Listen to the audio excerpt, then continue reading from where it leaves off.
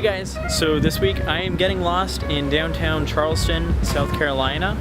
My best friend moved her whole little family here, and I actually found out that I'm related to the Draytons of Drayton Hall Plantation, so I'm going to go over there and check that out too. There's plenty of art and history and architecture, and I don't think the weather can make up its mind. Half the time it's freezing, half the time it's perfect.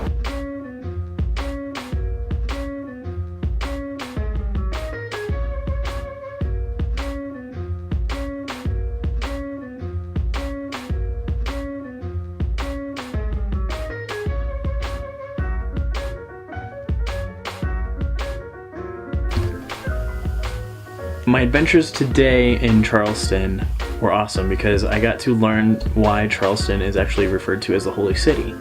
And that's because it is so accepting of a multitude of different religions. But besides that, there are so many different historic churches that jet out and actually build the skyline. It's amazing. My favorite part about Charleston though is actually the waterfront park. There's this gorgeous pier that you can go walk out on, and there are these giant swings that you can go hop on and just swing and chill. There are also two different water parks there. One of them is this fountain with all of these streams of water just jetting out, and it was really fun to run under that. And then there's also this giant pineapple fountain, and the bottom of it is actually a wading pool. So I'm sure it is excellent for those summer months when it's really hot and sweltering in Charleston.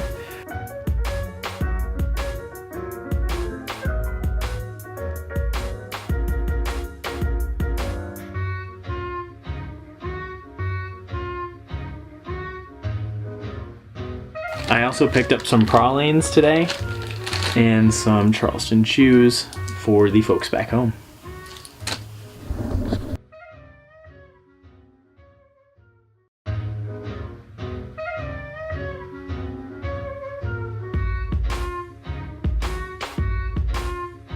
Today was an awesome learning day for me. I got to dive into a lot of ancestry and history. My best friend, her family, and I went to go tour the Drayton Hall Plantation, which my mom has done some genealogy, and I'm actually a direct descendant of the family that used to reside there. In 1738, John Drayton purchased the land. He was married not once, not twice, not three times, but 4 different times, and all of these marriages were to prosper either socially or economically. By the end, he owned over 100 different commercial plantations throughout the South, and with that, of course, thousands of slaves. And they built the Georgian Palladial style home that still resides there. So that means that there's a lot of English architecture as well as a bit of Italian flair. So there's going to be a lot of symmetry, there are columns. If there's a door on the left, there's a door on the right to match it. That was very neat. Another thing about the architecture is that there's both a riverfront as well as a road front. That way, if you came either by river or by road, you would see this gorgeous architecture. There's also this beautiful viewing pond that has a gorgeous reflection of the house in it. Another thing that I thought was very prevalent to the entire historic site was the caretaker's house, and it dives into the back history of all of the enslaved African Americans that resided on the property, both before the Civil War and after. After the Civil War, a lot of the families resided there, and they began to mine phosphorus, which is in matches, which is pretty cool, as well as to help grow the indigo and rice crops that were also a prevalent source of income for the property.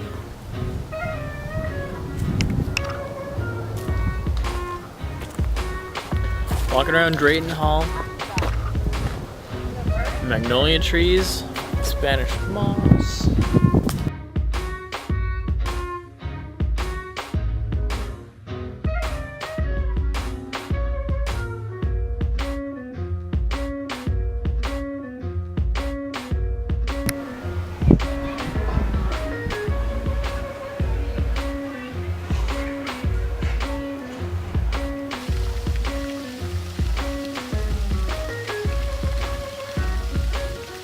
follow along, and I'll see you here next time.